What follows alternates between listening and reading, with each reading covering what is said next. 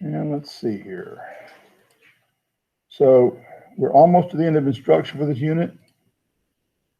I'm opening up a view of Google Classroom, the same kind of view that you guys get when you open yours up, I hope. I'm finding out that some things look a little different in Chromebooks than they look on here. I haven't sorted out all that and figured out how to work around some of the little issues, but everything's supposed to be there. Let's see here.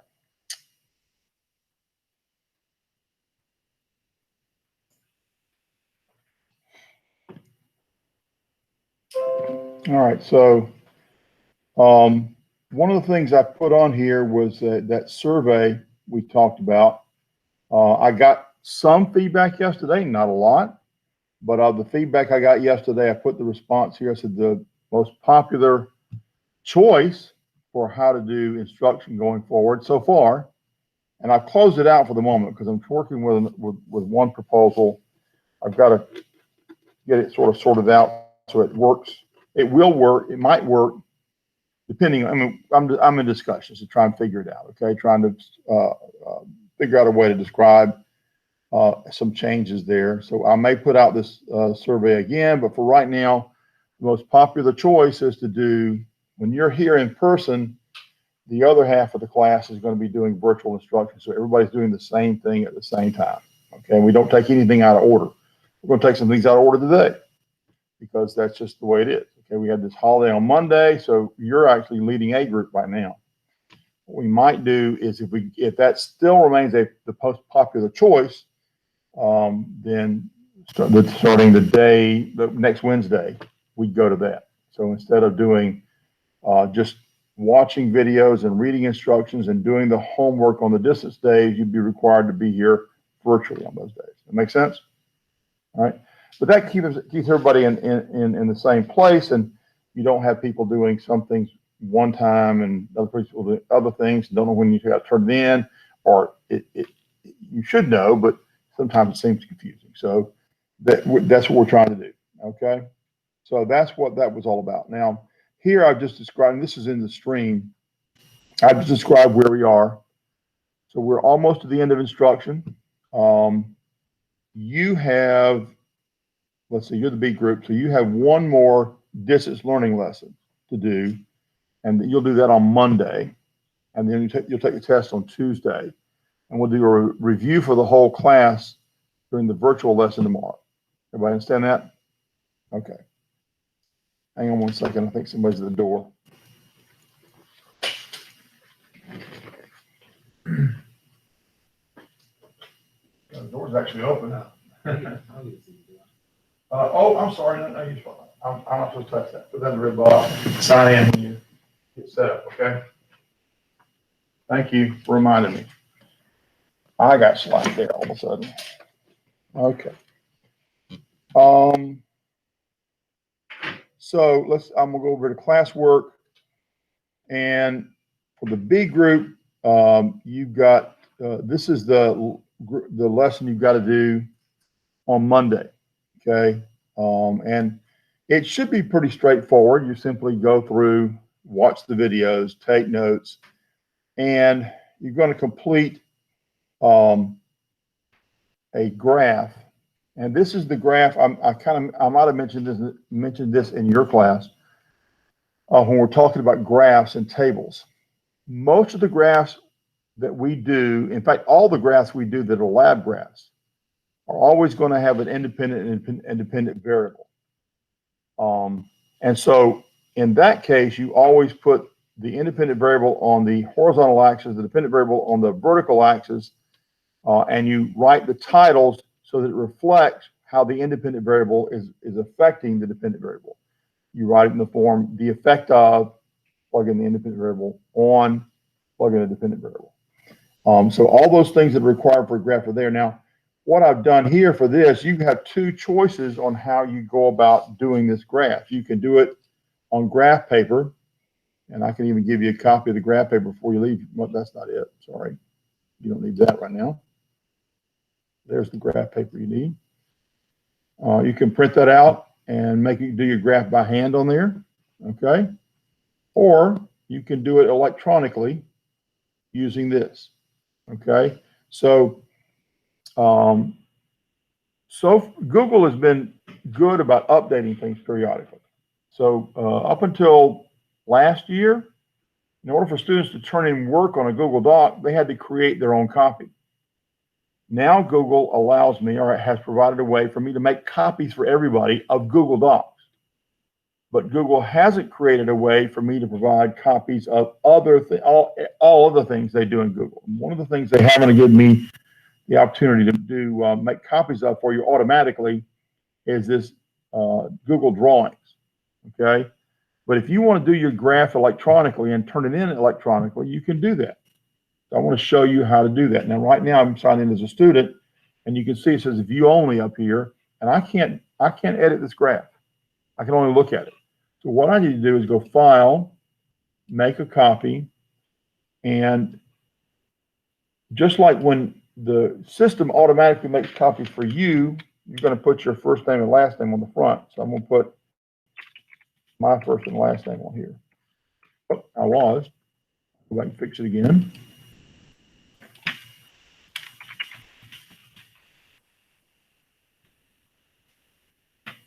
And I don't need all this. I just need to say that much. Okay, so my name and the name of the assignment. That makes sense? So I've made a copy for me. All right. And then I can go about creating the band of stability. All right. So for a graph, we need to have a title. So we go up here and choose text box and put in text box with a title.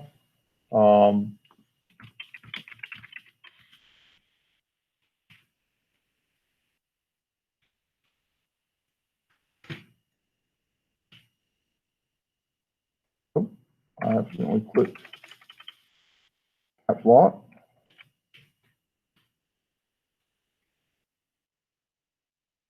That kind of sort of fits above the graph. If I wanted to make the lettering a little smaller, I just click right here and say I want to choose, say, 12-point font instead of the 14 that was the default. Okay. I'm going to set it up above the graph. All right. So there's a title. Okay. I need to label my axes. Now, when you watch the video on this, you'll figure out how to do your own. But let's say I want to do a text box, and I know that 14-point font is going to be way too big. So I'm going to choose to make this smaller. I'll click that until I want to go down to, I don't know, let's say I'm going to do 10. Okay. So I can mark my axes or my number line on the bottom of that. Now, the easy thing to do is to copy this same box over and over. I think it is anyway. Copy this box over and over again. And if it doesn't line up perfectly in the right place, you can simply grab it. Watch, I can grab it like this when it turns to that plus sign looking thing with the arrows on the end. So I can do that to label my axes. That makes sense? And the same with the vertical axis too. Stick it over here like this. And going up, keep doing that.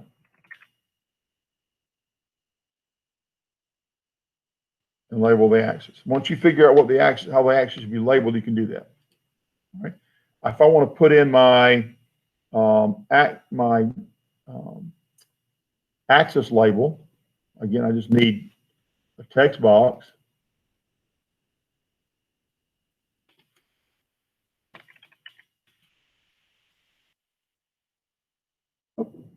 Why did I do that? I don't have a clue.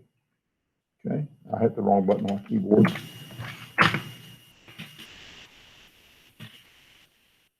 And that's probably way too big. The lettering's too big, so let's take and make that down to 11. Not that 11 is necessarily the best one. You choose what works. Okay. So I'm going to put that on this axis down here. And if I wanted to put another axis label on the vertical axis, I could just copy that and change it and then grab this little box right here at the top of that, and it spins it around. And so you've got a vertical axis label. That makes sense? Of course, you don't put the same thing on both axes. There, it tells you in the video what you're going to be putting there. Okay, and then anytime you're doing a formal graph, you've got to have a figure label. And I probably don't need size 14 font, so let's make that down to 11 again.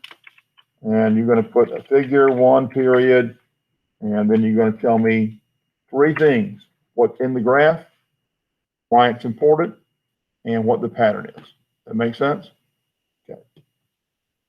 So you want the figure label to basically be the same width as the graph. So that includes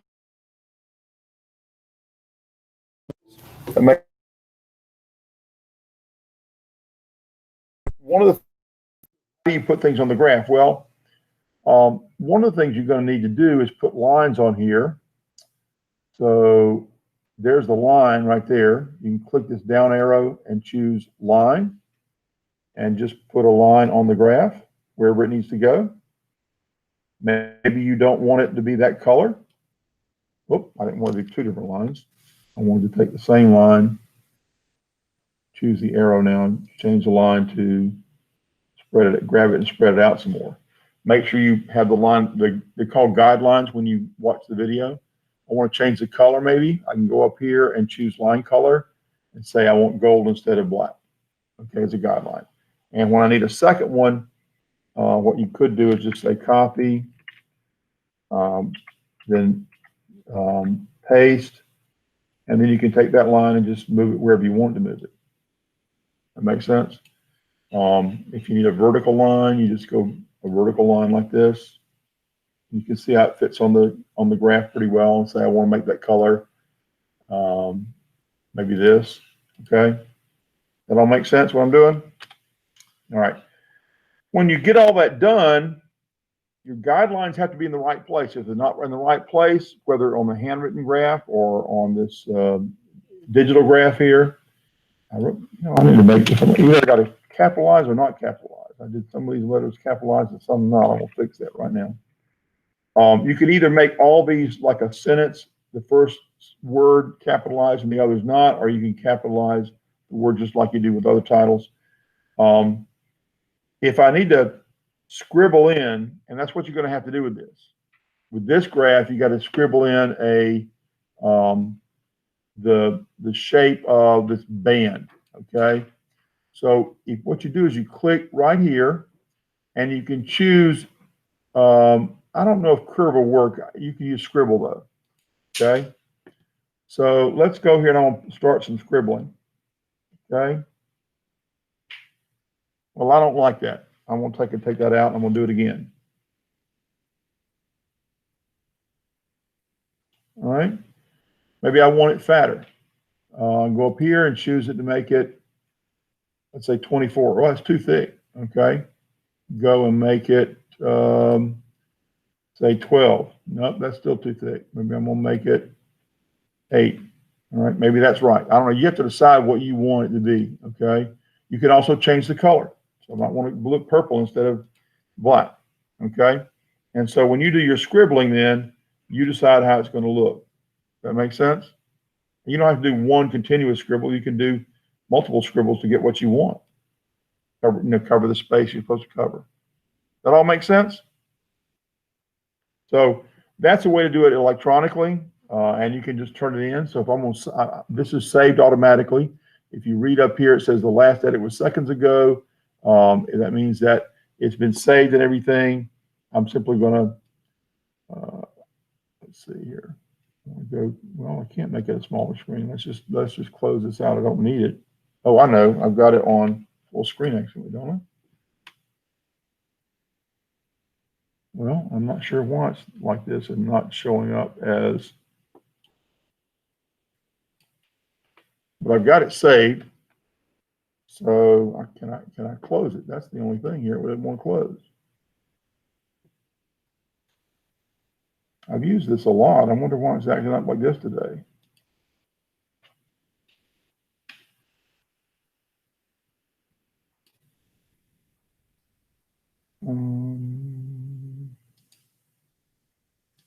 going to close it on the screen. Then I'm going to go to I'll take a copy of my student account again. As I close it out, go over here, go to classwork, go to the assignment, view assignment, add or create, Google Drive, and the last thing I created is right there. I can click that, click insert, and I just turn in the graph. That makes sense? I got to click turn in again. Now it's turned in. Okay. You could turn in more than one thing, and you're supposed to on this assignment, so it doesn't mean you have to submit only one thing. You can turn in other things. But to turn in a second thing, you've got to unsubmit and submit something else too. So if I want to add or create something else, I just unsubmit and click where my other one is, whatever it is. Okay. It might be a document. See, I want to close that out. Need that. Let's close that out. Add or create. Go to Google Drive maybe, and find something else I've done that would be notes maybe. Maybe I've uploaded my notes as a PDF. I don't see a PDF on here that I've done recently. Well, I'm just going to, just to show you, I'm going to click. I don't want to do that because that would show everybody's name. I'll just stick this in here for now. Okay, so you stick something else in there and save both of those. That makes sense? So hopefully Google's going to update things a bit, and eventually I'll be able to create copies of drawings for you, this template for the drawings, automatically, and you won't have to worry about making a copy and putting your name on it. Okay? But that's one way to turn that in for now. That might make it easier for you. It's up to you. You can do it by hand or not. All right, I don't need this now. So I'm going to, well, let's see. I don't want to take, I might need it later. I want to leave it open for now. Okay. So, and of course, this is not showing up my camera again. Why is that?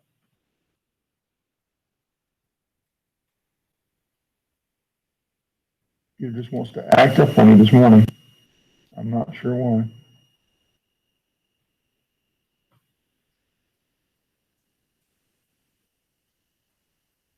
All right.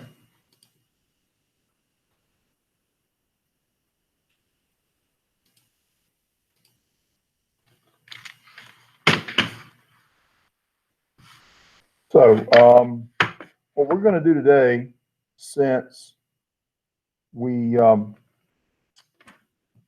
make sure this is focused well. Since we finished all the direct instruction after you do that one lesson right there, and we're going to do the review tomorrow. Oh, one thing I didn't tell you was you've got a practice test.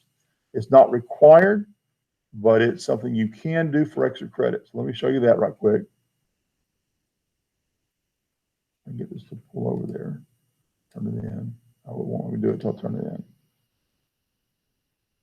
Okay, now go back to Google Classroom and go here and here, and there's the practice test. So this is optional, but if you do this, you can get 3 extra points on your test. Okay. I'm expecting you, if you're going to do this, that you answer all the questions, at least 90% of the questions by tomorrow, because tomorrow's a review day.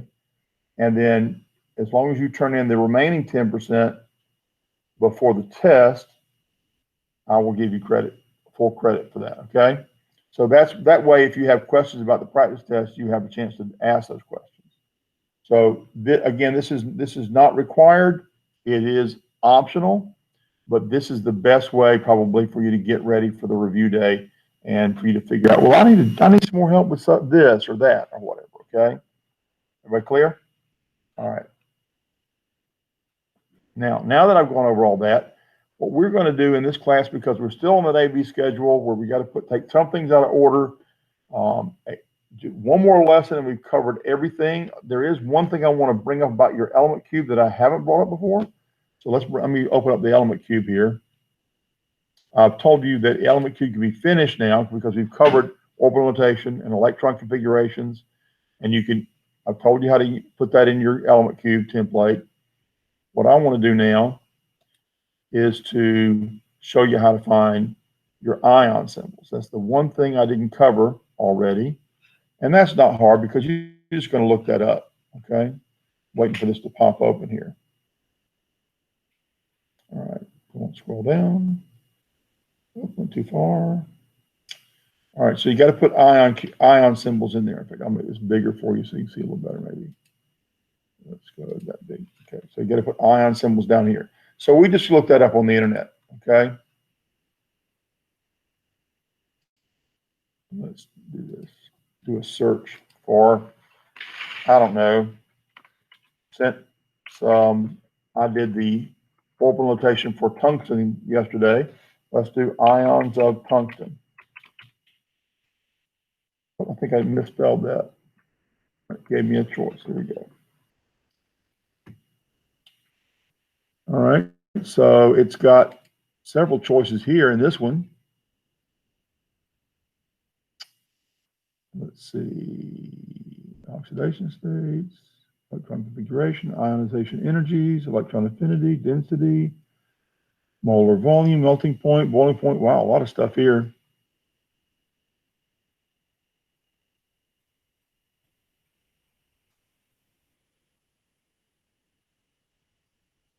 It did say in that thing that there were ions would be here somewhere, didn't it?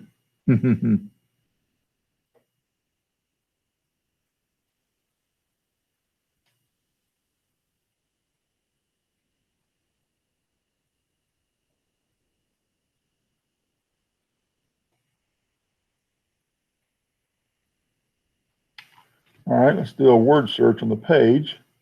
Fine, just type in ion. Wow, there's a lot of those on this page. Oh, because every time I got words like calculation, it looks like ion in there. About ions, maybe. There's only 21 of those.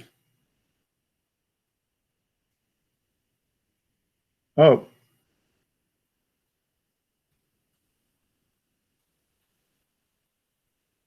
Well, that's a little hard to figure out, I think. I know what that is, but you might struggle with that. So let's go to another source then. Look it up under Wikipedia. And over here on the right-hand side is where they put the values for these things, usually. So let's see if we have ions listed over here somewhere. If I pass it by, you guys help me out here, okay? There we go, oxidation states.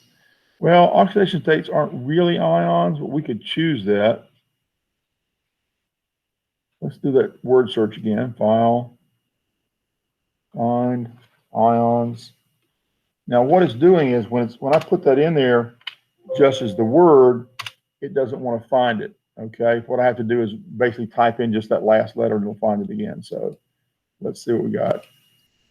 Applications, applications, applications, conditions, conditions, solutions.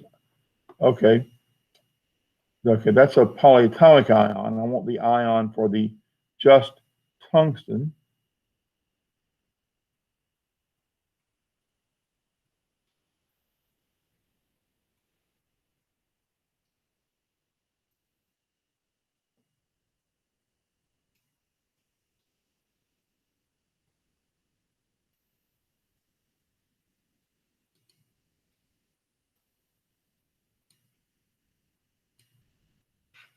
All right, I'm still not finding what I want here. Let's try it again.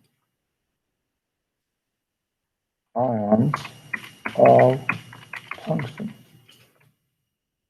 Looking at some type of G. All right.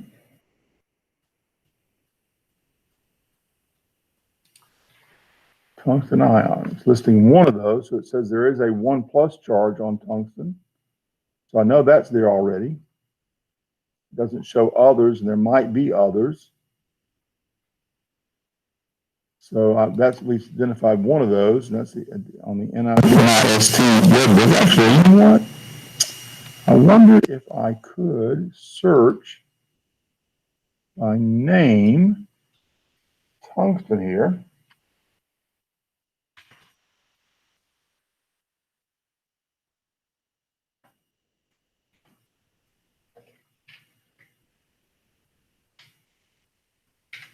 Yeah, way more complex than you need to do there. So we know there's a 1+ charge ion.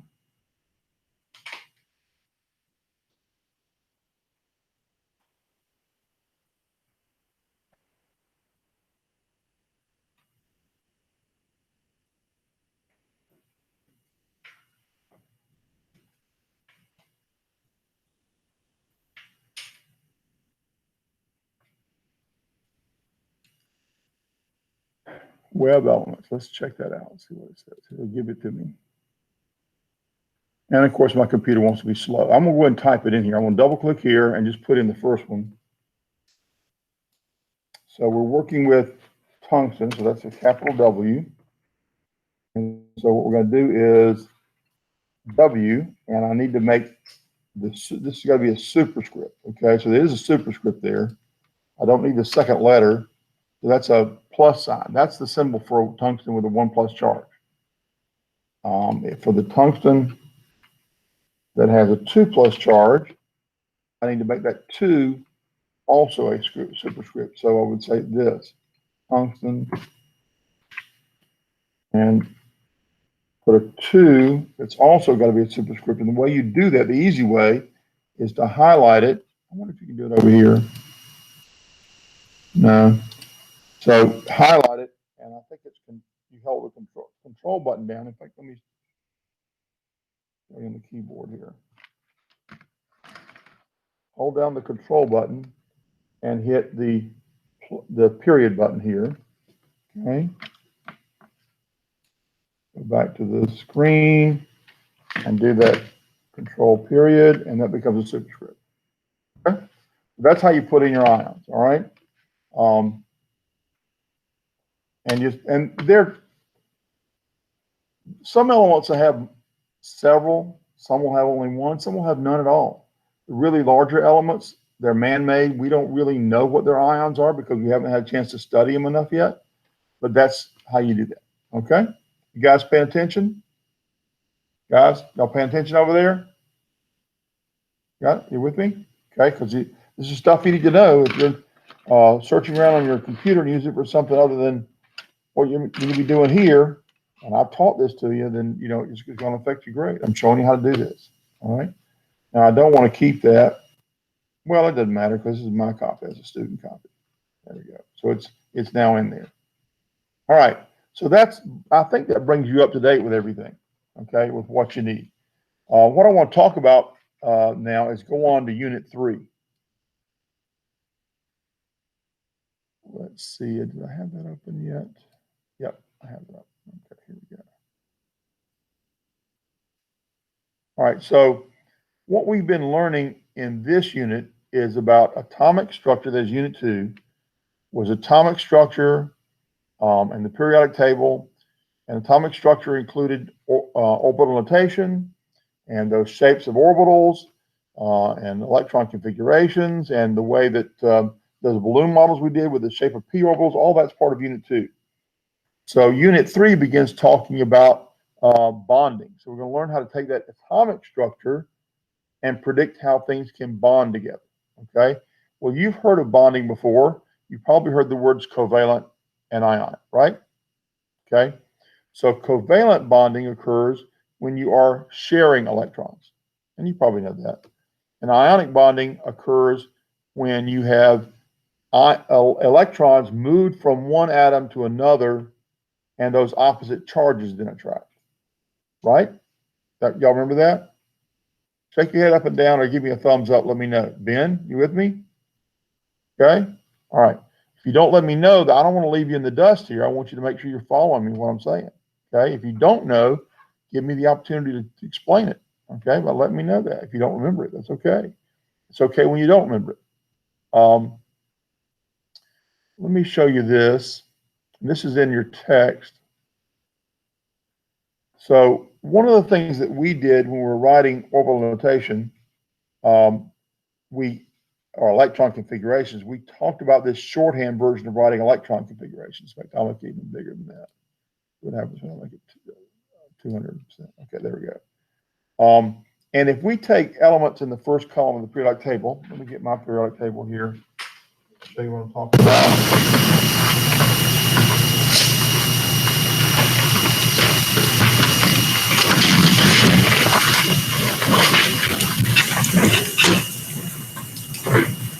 All right, so put my elements in the first column. Okay, that's what we're starting with anyway. And if you did all those noble gas kernel electron configurations for the elements in the first column, notice how it comes out on the end over here. They all have S1, right? The electrons in the highest energy level come out to be S1 in whatever that highest energy level is. Okay, that's part of the reason. One of the ways you can understand why elements in the same column have the same kind of, or have similar chemical behaviors. Okay, elements in the second column, if we put helium there, would be S2. And 3A, that's after we get past 3A is over here, after we get past the transition metal section down here, starting with boron,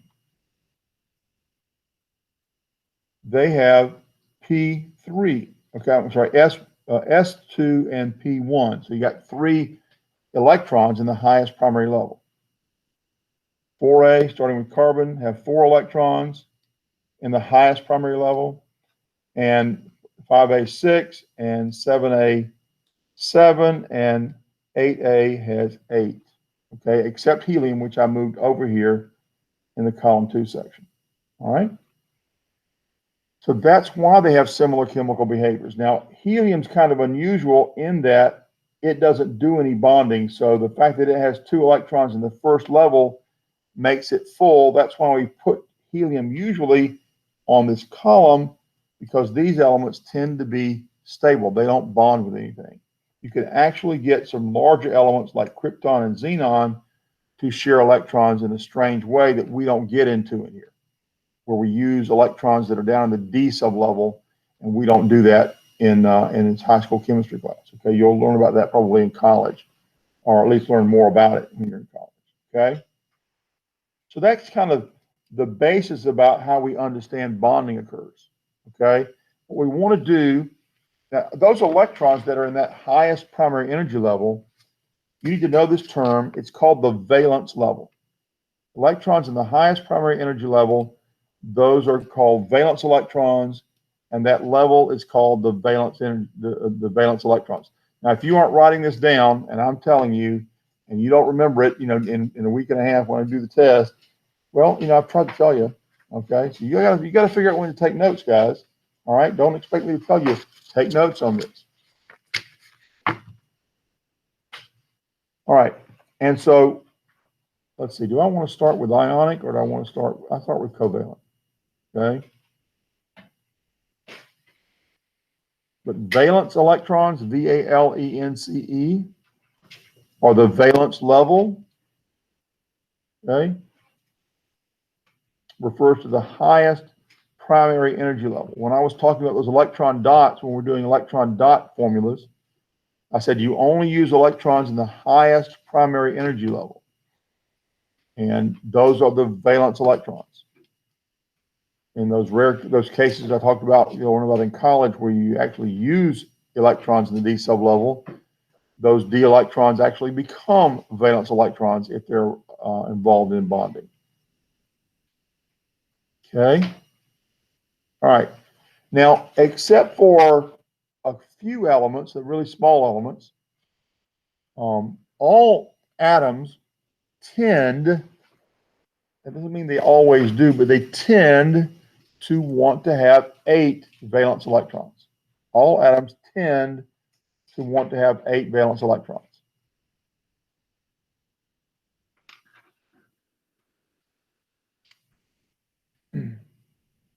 That makes them as stable as they can be. Okay, if we go back and look at that chart a minute we had up here a minute ago, let me pull it back up here a second.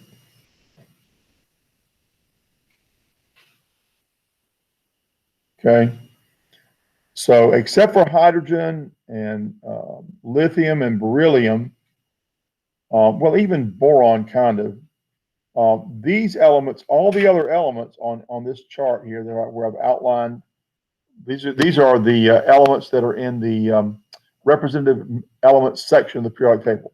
If you recall in the last unit, you're supposed to outline regions of the periodic table, and the representative elements were those elements in the first two columns and the last six. Okay. So all these elements after the first, I don't know, about 5 of them anyway, they all tend to want to have 8 electrons. So carbon has 4 valence electrons. There's 2 in S and 2 in P. It wants to have 4 more, okay, to give it 8. Chlorine has 7 valence electrons. It wants to have 1 more to have 8, okay? And if you understand that, and that's called the octet rule, the octet rule. How many of you are in band or orchestra? One person? You know what an octet is? What is it? Huh? You can't remember? Okay. It's a small group of 8 people that are playing instruments. In music, we call that an octet. Well, octet here refers to 8 electrons. Okay, so the term is the same. You got, let's see, you got solos is 1 person, duos or duets are 2 people, trios are 3 people, quartets 4 people, quintets 5 people, sextet is 6 people, heptet, which you don't use that term very much, but it comes along that's a 7 people, and octet is 8 people. And you can have more than that, but a small group performing with 8 people, we call that an octet. All right, and those prefixes are similar in what we do in chemistry too. So those are similar terms that you use in other settings. Okay. All right. So let's start with say oxygen here. Okay. So oxygen, if we were to do that electron dot formula, and we did this in class, we said oxygen had 8 valence electrons. We put 1 on each of the 4 sides, and then we pair up on your choice, any of the 2 sides to get all 6 of them. Okay, that's the number of electrons that an oxygen has in the valence level. Okay, so what we want to do is to find a way for oxygen to come up with 8, and we can do that by either exchanging electrons with another element, or we can do it by sharing electrons. So when you learned about covalent bonding, you were talking about sharing electrons. So the simple one to think about is like with hydrogen, and you make water, and hydrogen just has that 1 electron. Now, hydrogen is one of those small elements that doesn't get 8 because it only has 1 primary energy level, and you can only have an S sublevel in that 1 energy level, and it can only accommodate 2 electrons. So hydrogen only wants 2 electrons to be full, but oxygen wants to have 8 electrons to be full. Okay, so for them to share, by the way, these are called the electron dot formulas. We did this already. You know that's what it's called, electron dot formula. Okay, when I do this, I'm changing it from electron dot formulas to something else. Well, if I share that electron with hydrogen, that gives this hydrogen 2 electrons. That's how many it wants. Okay, if I share that electron with oxygen, that's what I'm doing. It gives oxygen now 7 electrons, but it wants how many? 8, because all atoms tend to want to have 8 electrons. That's kind of the easy answer. It's almost always the same every time. So another hydrogen would solve the problem for the oxygen anyway. I can share an electron here, and now the hydrogen has 2 electrons. The oxygen now has 8. So we went from showing you electron dot formulas to showing you what we're going to call now the sharing arrangement.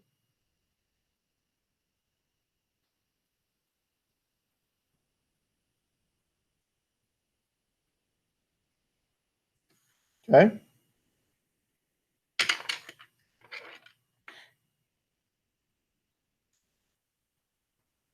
Now, from the sharing arrangement, then we're going to go to another drawing, and we're going to go to a lot more later on, but for right now, we're just going to go to one more drawing. Okay, where the electrons that are shared get squeezed down.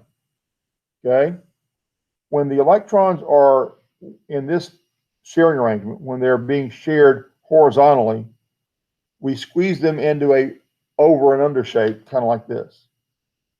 All right, so what I mean by that is, here's the oxygen with its electrons we started with, and the two electrons here are now going to be squeezed in an over and under arrangement. And I'm going to put the hydrogen here. Okay, and the electrons in this vertical sharing arrangement get squeezed in between in a kind of side to side sharing arrangement. Okay, this new drawing is not the sharing arrangement. This is now called a Lewis dot formula.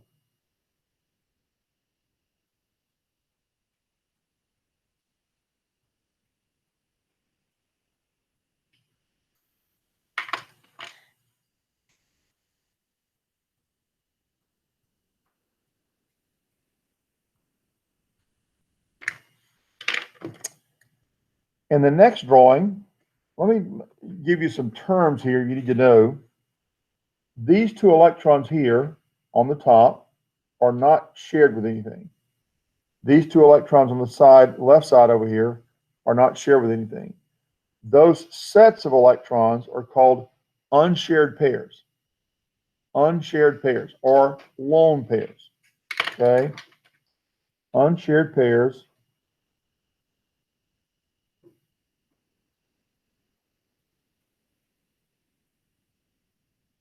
or lone pairs.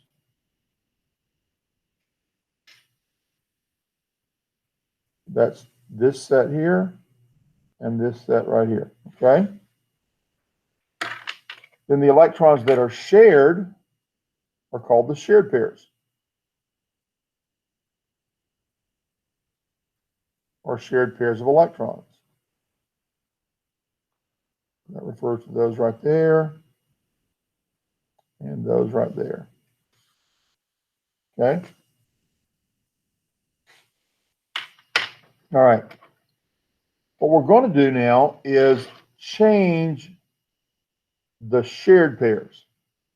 We're going to leave the unshared pairs. Those have to stay there. We'll go ahead and draw that out, showing the unshared pairs or lone pairs over here. Shared pairs get replaced with a single line. One shared pair gets replaced with a single line. Okay? So this shared pair here on the right-hand side, with this vertical over and under sort of arrangement now, gets replaced with a horizontal line. Okay? This shared pair that I have going to the oxygen below the, going to the hydrogen below the oxygen, that's right now in a horizontal side-to-side arrangement, gets replaced with a vertical line.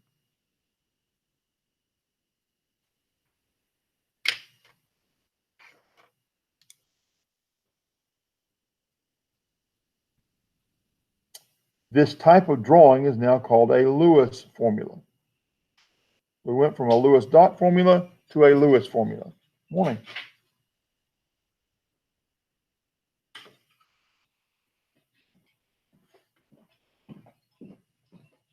Okay. These are still called unshared pairs here and here. And you could call this a shared pair here and a shared pair here, but we have a new name now for that. We call it a single bond.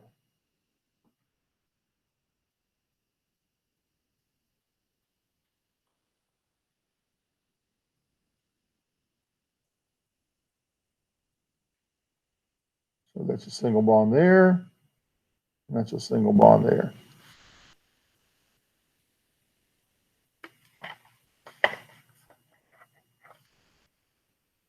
I know I'm throwing a lot of terminology at you at the same time because I want to try to make sure when I talk about them, you understand what I'm talking about. Okay?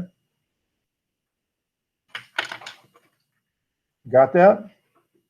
All right. So the goal then is for smaller elements like hydrogen to get just 2 electrons because it only has 1 valence level, right? Only has an S sublevel. And once we get past boron on the periodic table, boron's kind of strange. It kind of wants 8, but under certain circumstances, it will accept only 3 and have 6 valence electrons instead of 8. But it can share a pair of electrons that comes from someplace else, which is a whole new thing. We won't get into it here. But it's a really interesting type of thing that goes on there with things like boron. But we don't get into that.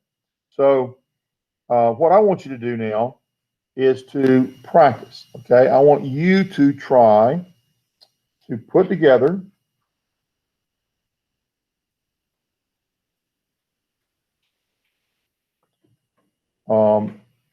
nitrogen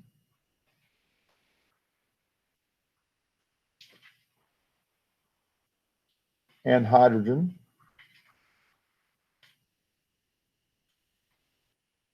And by the way, that's a molecule now, okay? So what we did was we created a molecule. And this is a molecule of water. You're probably familiar with H2O, right? Yes, no? Okay. And that's H2, 2 H's and 1 O. Okay. But I want you to put together nitrogen and hydrogen into a molecule following this same method of doing things, okay? Please feel free to discuss what you're doing with somebody near you. And at the very least, when you're done, compare notes and see what somebody else did and see if there's something you need to tweak or change. And if you need to tweak or change it, then you do it. Okay, and then we'll discuss it to the whole class in a few minutes. Okay?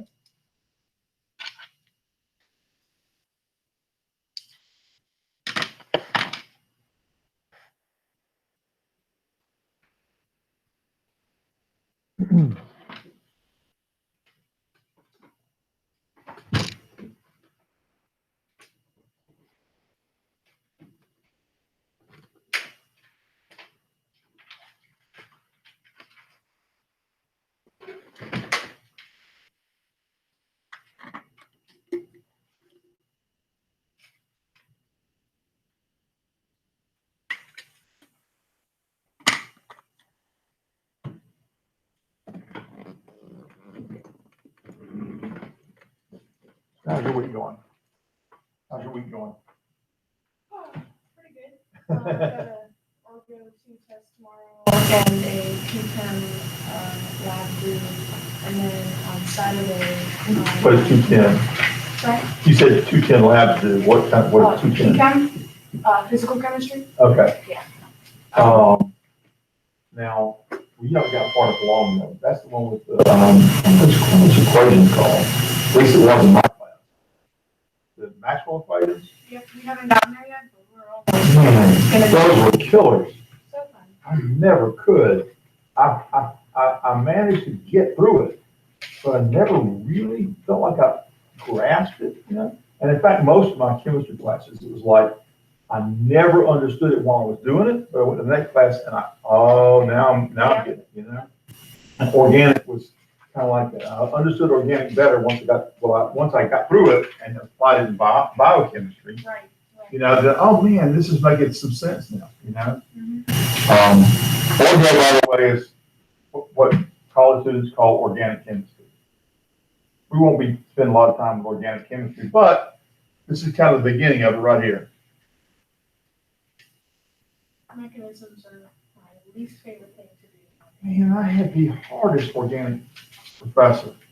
He would, on every test, he'd have, a beginning chemical and an ending chemical, and you had to sketch out the pathway, get from one to the other, and explain how you get there, what process you had to go through. Well, actually draw it out. You had to do illustrations of it. And, man, we would, to pass, and I made an A on most every organic, I think it may not be every organic. But the only way I managed to get through that is that we would have a study group that would get together in the library, and then we'd move over to the science building, and we got to know the security guard really well because we stayed there at prep just about all night. I mean, just like 2 or 3 in the morning, just doing, and most of the time, all we were doing with these, and luckily, he had all his previous tests on file. So we could look at, oh, here's a question, let's do this one, and we look at the answer. Yeah. And we keep working at it, and we get through it that way. We started out, the first time we had a study group, there were way too many people in there. There was like, I don't know, more than a dozen people in there, and people would have little side conversations, and we got almost nothing done. Within just a few weeks, we were down just a few people, and that was perfect. And we stayed focused, and so we would just drill on this stuff. But I mean, he was well known as being a tough organic chemistry professor. I think he still teaches as a not a full professor, but occasionally, that kind of thing. I mean, I did appreciate it because I really learned stuff. When I got through with it, I felt like, man, I got this. This is good. But it was hard when I was doing it. I probably worked as hard on that class as physical chemistry was the other one. And now, they didn't let us take physical chemistry unless I had 4 sections of calculus first. You only had to do 2. Well, I had to do 4 sections of calculus first. And then you couldn't, because we had to actually solve Maxwell equations. And they didn't feel like you were ready to do that kind of stuff unless you had all 4 sections. But, I'm sure they can teach it in a way where you can do it with 2. That was a killer. That was a killer. I took organic in my sophomore year. You're in a junior year, right? Senior year, okay. So I did. Now, when do you take bio? I didn't really take a biochem. How do you take bio before you take organic? I had to repeat or go to because I had to drop out. Oh, okay, I got you. Yeah. In fact, where I was going to school at the time, have y'all done this yet? Y'all finished? Who's not finished? Raise your hand. Let me know you're still working on it. Okay. If everybody's done then. Ben, you done? No, okay. Well, you gotta raise your hand, let me know, buddy. I can wait on you, all right? Let's see, what was I gonna tell you? Oh, they only offered bio every other year. And I didn't know that. Yeah. Well, here I am trying to schedule bio and I can't take it. And so I need to go to school for another year to take bio. I said, I can't do that. Yeah. And there were like 6 of us that were in the same boat, And it was really messing everything up for us. So we tried to, can we take it to college? And nothing was working out. So we went to the bio professor and said, look, we're in a fix. Okay. Is there any way we will do extra work? We'll do whatever to get this credit. And so you don't have to do a whole bunch of extra work, but we can get this class in so we can get our degree on time. Yeah. So I won't lose another year of, getting my degree. And he did that for us. So that was really nice. Sadly, one of the guys in that class went into the military, became a helicopter pilot, and was shot down and killed in Afghanistan. That was sad. But anyway, he had a twin brother in the same class. They were both taking pilots. How we doing, Ben? You got it? You can discuss it with somebody near you, right? You don't have to do this alone. You just can't get up out of your desk and walk over there. Okay? All right. So how many electron dots do I put around nitrogen, guys? How many electron dots do I put around nitrogen? 6. Let's look at the periodic table here. So there's 2 electrons in S and 3 electrons in P in the second primary level. That's 5 valence electrons, not 6. Oxygen has 6. Okay, if you don't remember that, do the orbital notation. Okay, so we had 1 S and 2 electrons. Okay, the 2 for hydrogen and helium, where they are on the periodic table, can tell you that. And then, and don't feel bad that you got it wrong to start with, because you know what, you're learning by making mistakes. Okay, and if you but did you share your work with somebody else? Might have cleared it up. Okay, did you come up with 5 to start with? See there? That's why you want to share. Okay, so it would have helped you if you'd done what I asked you to do the first time. So try to do that. Okay, and then over here in P, we said we count 1, 2, 3, and we have to have 3 orbitals in a P subsection. So 2P, and I put, according to the Pauli exclusion principle, I put 1, 2, 3. And so that gives us, in the highest primary energy level, that's going to give us 5 electrons. Make sense? Anybody confused by that? All right. You got to speak up now. I'm trying to help you. I really want you to know. All right. I used to come around and look at people's work on the desk, and I, try to avoid some of that anyway, because, we're trying to maintain that social distance, and you guys aren't wearing masks at your desk. So, it kind of makes it difficult. All right. So that's 5 of them. Well, how many electrons did nitrogen want to have? Huh? How many? How many? No, how many valence electrons is what I mean. How many valence electrons? You want to have 2 in each bond, you're right. 2 in, how many total valence electrons does nitrogen want to have? 8. There you go. It's always 8, right? Easy answer. Okay. So I can share 1 here with this hydrogen.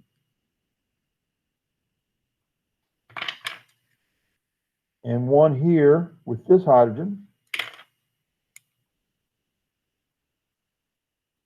And that's going to be 7 there. I started out with 5. I shared 1 that made 6, shared another that made 7. I need to share 1 more, get to 8. All right. And now that gives nitrogen 8 valence electrons, and it gives each hydrogen the 2 valence electrons that it needs to have. Making some sense? Okay. So we started out without the red circles here. We started out with electron dot formulas. And by putting the circles around electrons here to get the sharing done, we get the sharing arrangement. And now we're going to write the Lewis dot formula. The nitrogen is here. And I've got 2 electrons between the nitrogen and the hydrogen here. 2 electrons between the nitrogen and hydrogen here. And 2 electrons between the nitrogen and hydrogen over here.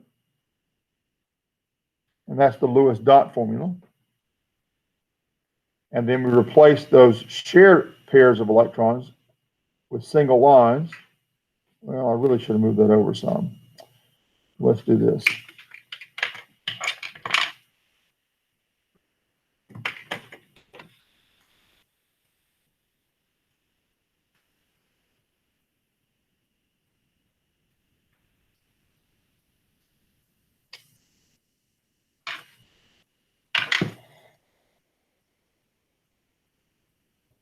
So single lines between where I've got a shared pair, I'm going to replace it with a single line.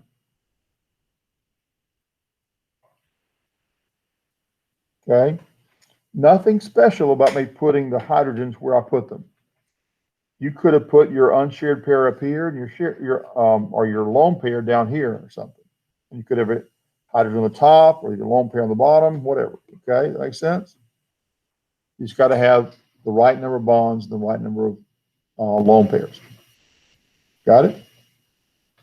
And in college, you got more complex atoms sometimes that have not just, 4 things around the central atom, but you have, up to, well, 6, I guess, is the more commonly done. Okay. Real fun gas called xenon tetrafluoride that does some neat things that has 6 bonds to it. No, I'm sorry, tetra's 4. 4 bonds and 2 lone pairs. Okay.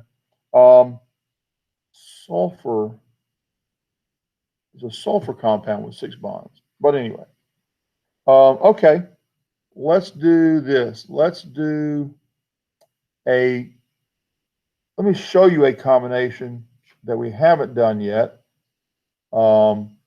That let's see, that works a little bit differently. It's kind of the same thing. Let's put together sulfur and fluorine. Okay. Let's put together sulfur and fluorine, and I'll show you one like this and let you do one after that. Okay. So, see here. Look up one thing real quick. Come on. There we go.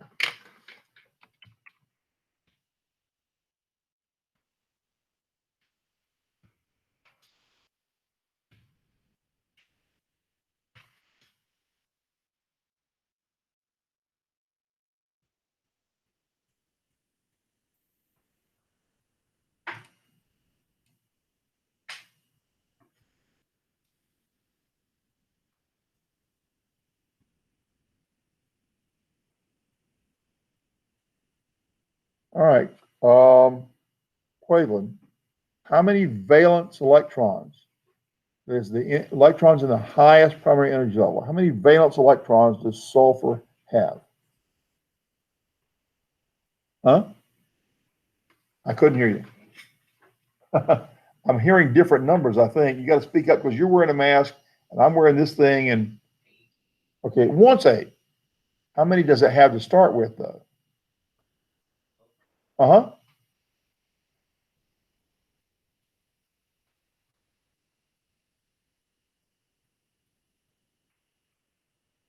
Probably would help if you got your paper copy of the periodic table out, if that's what you're using, because then you can, you have that to look at. 6, good. All right, does anybody not know how he got 6? Everybody knows?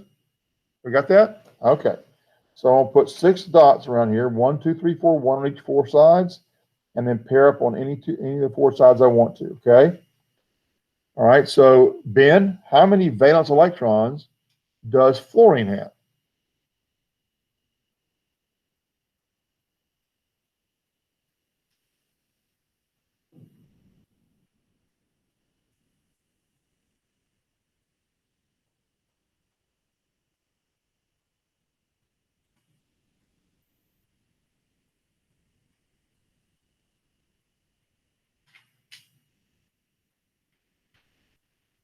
You stuck? All right, let me go back over that again, okay? So here's fluorine on the periodic table, okay? It's in the second row. If we were writing the orbital notation for fluorine, the first level's full for the hydrogen and helium up here, helium belonging there. Okay, so that's 1s and 2 electrons because the s sublevel always has 2. And before we get to fluorine over here, we've got to go through lithium and beryllium.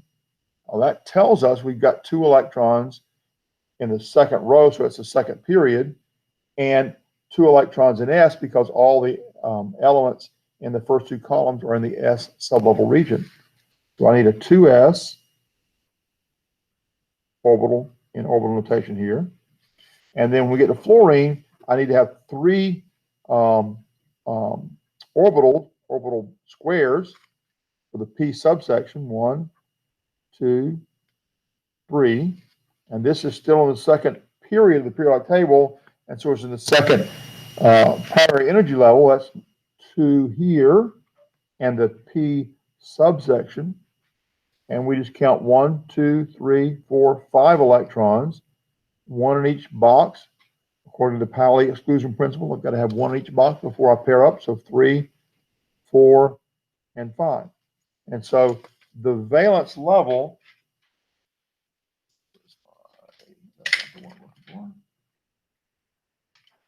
you see it now? How many? It is 7. Yeah, it is 7. So all of these electrons right here, these are all in that second primary level. And for fluorine, that's its highest primary energy level. This big number 2 here, both for the S and P, that tells you that that's the primary level. Well, there's no level higher than that. So 2 is the highest primary level. Okay. So it is 7. So we go 1, 2, 3, 4, 5, 6, and 7. Okay.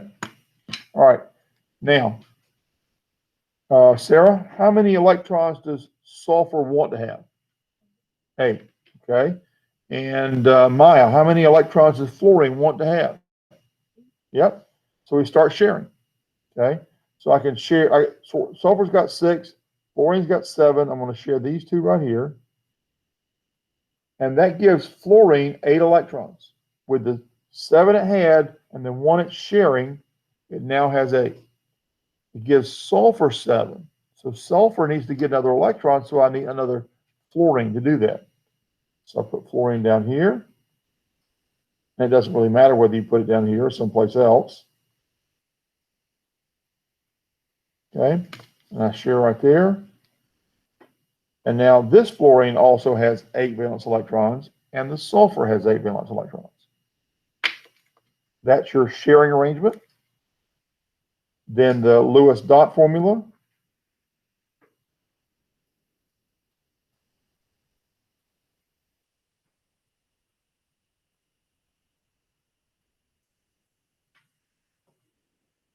Looks like this. Okay, and then the Lewis formula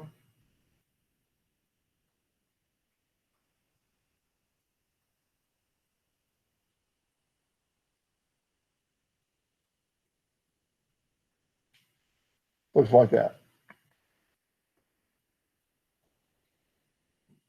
Everybody good?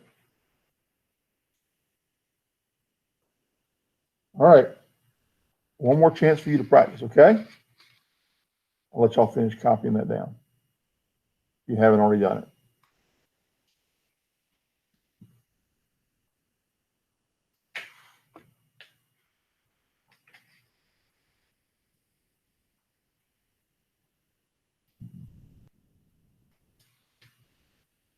Ready? All right, let's put together, and this time, please share, compare, help each other out, okay? Put together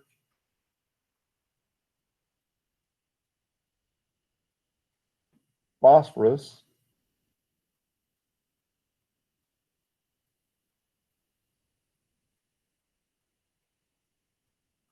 and chlorine, okay? Put together phosphorus and chlorine. I couldn't hear you. Oh, I'm sorry, it's off the screen. Thank you.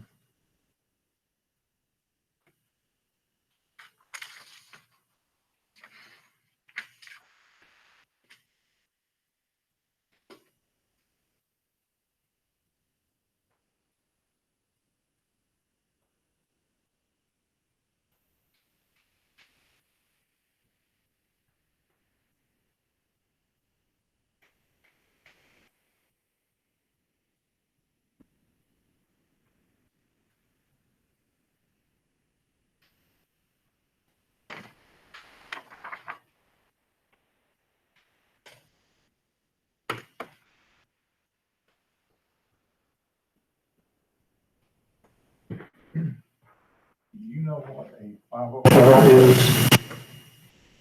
Okay.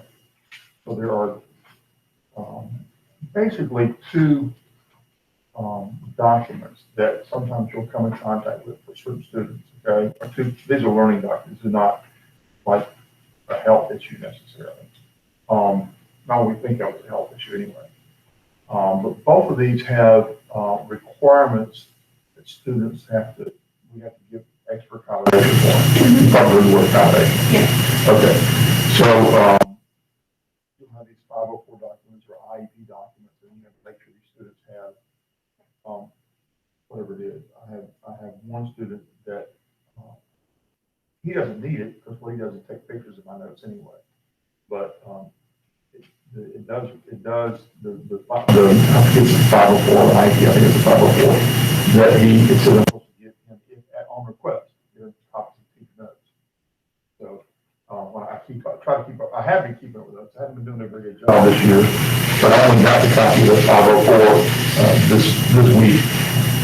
But he pretty much takes care of himself. At the high school level, they should be able to, but by the time they get to college, they have to take care of themselves. Yeah. So at high school, we have to do a little more for them. My concern is that some students will get so used to being taken care for them, and when they get to college, they think they won't do it for themselves. That worries me. I know I've seen that happen. I tutored in college, and there were some kids with learning disabilities or whatever, and they just never quite got the idea that the professor doesn't have to do it for you in college. You're responsible for it yourself. Now, if they ask for it, there's certain things the professor has to do, but they have to do more for themselves,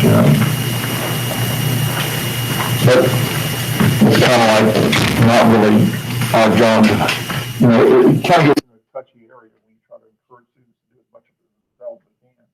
It's good that the student is doing it for themselves, because they're going to be well prepared for college when it comes. How you doing? If you need more time, raise your hand. Let me know. Ben, you need more time?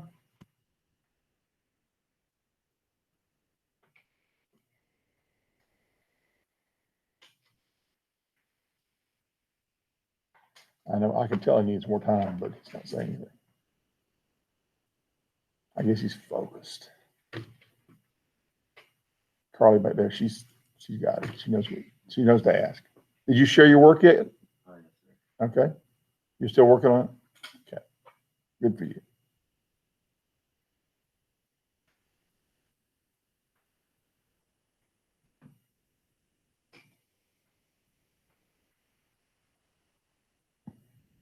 Okay, you're done? Okay, share your work.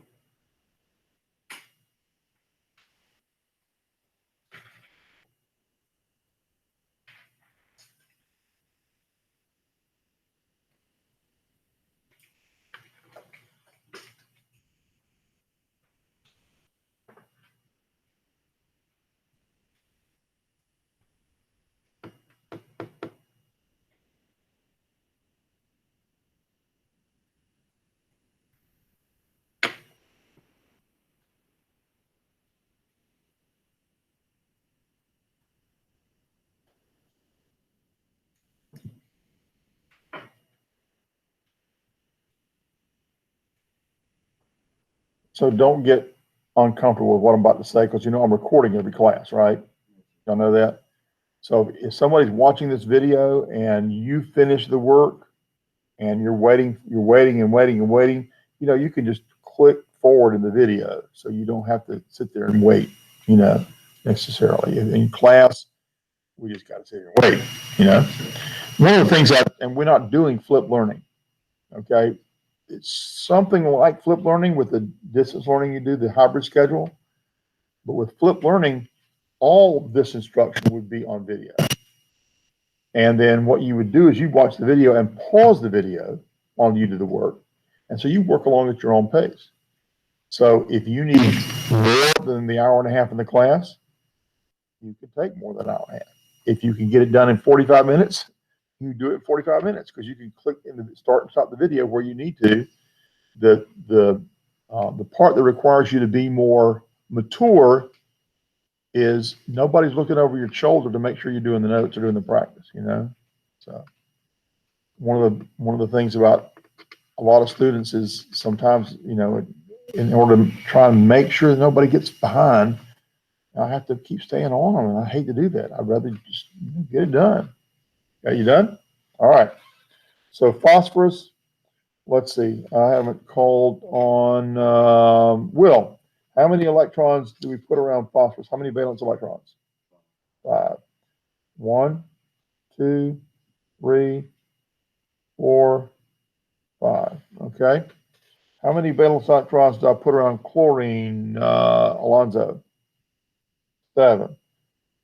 Okay. 1, 2, 3, 4. And after I put 1 each of the 4 sides, I can pair up 5, 6, and 7. I can share these two. And now chlorine has all the electrons it wants, but phosphorus needs 2 more. Put another chlorine down here. 1, 2, 3, 4, 5, 6, 7. Share these two. And that gives this chlorine the 8 electrons it wants, and phosphorus now has 7. 1 more chlorine. 1, 2, 3, 4, 5, 6, 7. Share these 2 electrons, and now all the atoms in this structure have all the electrons it wants. And we can go to the Lewis dot formula: chlorine, phosphorus, chlorine, chlorine. Put my lone pair electrons around here.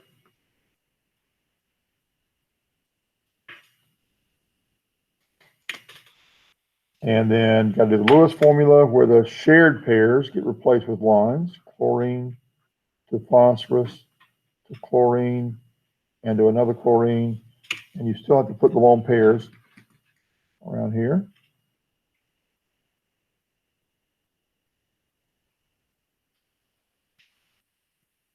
All right. How'd you do?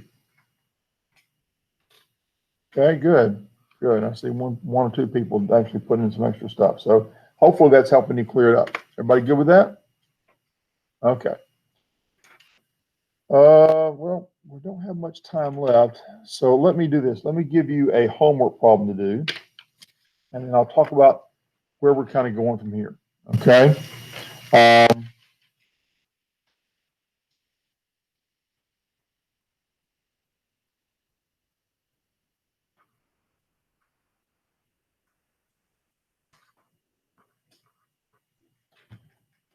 Let's see. How about put together carbon and chlorine? Okay.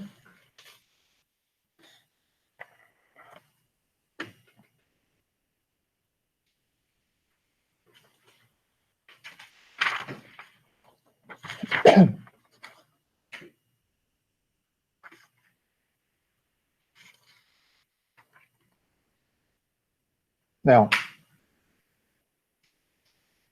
what I want to talk about here, just in the time remaining, is we'll give you a heads up on where we're going from here. Okay. These are called single bonds. I mentioned that over here.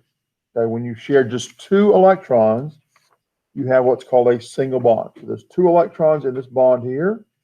We replace it with a line. So the single line then becomes a single bond, or tells you it's a single bond. That makes sense? Okay. We can also have double bonds and triple bonds. And we're going to cover all that. And that's all in covalent bonding. Okay. There's some interesting research going on where they create more bonds than that, but for the most part, we only deal with those 3. Okay.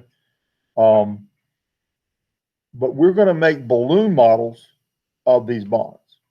That's where we need those long balloons where you make the balloon animals out of those. Okay. So we've got a review day tomorrow. That's the virtual learning day. We've got a test. A group is Monday, your Tuesday. If most people seem to like the idea of doing simultaneous learning. That is to say, when you're here, the A group is joining us virtually, and when the A group is here, you guys are in the class virtually on using Google Meet. If everybody seems to like that, then on Wednesday we might start that. Okay, but that depends on whether when I put out this survey again, I still get the same sort of feedback. All right, that people like that idea. If that's the case, then we may start doing some balloon models of molecules maybe on Wednesday. So make sure you have those long balloons. Okay, you're already supposed to have those round balloons. You're supposed to have 3 packages of each. So you should have some of your first package of round balloons left, because we only used 6 of them, and most of those come in packages of 20. You may not even need all 3 packages, but that pretty much makes sure everybody has what they need. And then we'll make the bonds out of those long balloons. Okay, so make sure you have all that. Got it? Everybody clear? Okay. And so we'll talk more about what are lone pairs and what are double bonds and what are not lone pairs. We'll show you what they look like in our models. Okay. All right. Everybody good? Okay.